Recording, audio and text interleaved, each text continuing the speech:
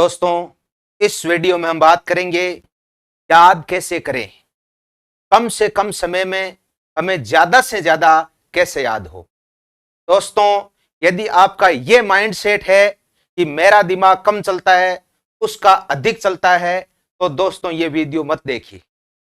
और यदि आपके मन में यह हो कि मैं भी कुछ कर सकता हूं, मैं भी पढ़ लिख कर कुछ बन सकता हूं, तो आइए मैं बताता हूं याद करने का तरीका, याद कैसे करें। तो दोस्तों, मैं आपको महत्वपूर्ण 4 ऐसे टिप्स बताऊंगा जिसके द्वारा आप बहुत कम समय में आप बहुत कुछ याद कर सकते हैं। पहला तरीका है पढ़ने का स्थान, कि आपको किस स्थान का चयन करना है। दोस्तों, सभी लोग बताते हैं कि आप पढ़ने के लिए शांत स्थान को चयन कीजिए। बहुत अच्छी बात है, पढ़ने का स्थान शांत होना चाहिए। लेकिन दोस्तों, मैं आपको एक नया तरीका बताता हूं, वो एक साइंटिफिक तरीका है। यानी आप इस प्रकार का स्थान चयन कीजिए। आप किसी शांत स्थान पर बैठते हैं, सबसे बड़ी बात है आप अपनी टेबल दीवार की तरफ मुंह करके लगाइए और उस दीवार पर कुछ भी नहीं लिखा होना चाहिए। यह सबसे बड़ा कारण है दोस्तों। यदि हम जिस दीवार की तरफ मुंह करके बैठते हैं और उस पर चाहे मोटिवेशनल कोट लिखे हुए हो या अन्य कोई चीज लिखी हो, चाहे इंडिया का मैप लिखा हुआ हो, चाहे साइंस का कोई पॉइंट लिखा हुआ हो, उससे हम जब पढ़ते हैं तो हमारा ध्यान भटक जाता है। इसलिए बड़ा ही साइंटिफिक रीजन है कि जिस भी आप टेबल और कुर्सी पर बैठते हो, यानी उस दीवार पर कुछ भी नहीं लिखा हुआ होना चाहिए। और दूसरी बड़ी बात है, वो जो टेबल या कुर्सी है उस पर केवल 3 ही चीज होनी चाहिए। एक तो होनी चाहिए बुक, किताब जो आप पढ़ते हैं, एक होनी चाहिए रफ कॉपी या जिसमें आप शॉर्ट नोट्स बनाते हैं, और तीसरी चीज होनी चाहिए आपके पास पेन। उसके अलावा कुछ नहीं होना चाहिए। और यदि उस टेबल के ऊपर बहुत सारी अन्य किताबें पड़ी है, आपका मोबाइल फोन पड़ा है, तो दोस्तों ये आपका सबसे बड़ा डिस्टर्बेंस है। यदि आप ऐसा होता है कई बार रखें कहां, तो उनके ऊपर आप कोई कपड़ा लगा दीजिए या अन्य कोई, और अखबार मत लगाइए, क्योंकि अखबार जब अपन पढ़ते हैं और अखबार सामने पड़ा रहता है तो हमारा ध्यान वो जो अखबार के ऊपर हेडिंग्स लिखे होते हैं, उसमें जो न्यूज लिखी होती है, हमारा ध्यान उस पर चला जाता है। दूसरा महत्वपूर्ण टिप्स है दोस्तों, बैठने की स्थिति।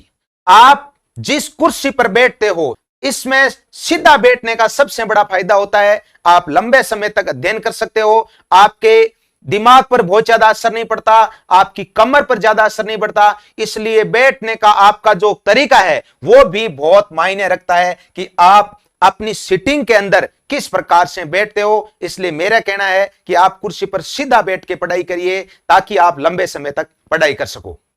दोस्तों, याद करने का तीसरा सबसे बड़ा तरीका होता है पढ़ने का तरीका, कि आप किसी बुक को किस तरीके से पढ़ते हैं। तो दोस्तों, आपको स्मार्ट स्टडी की ओर जाना चाहिए।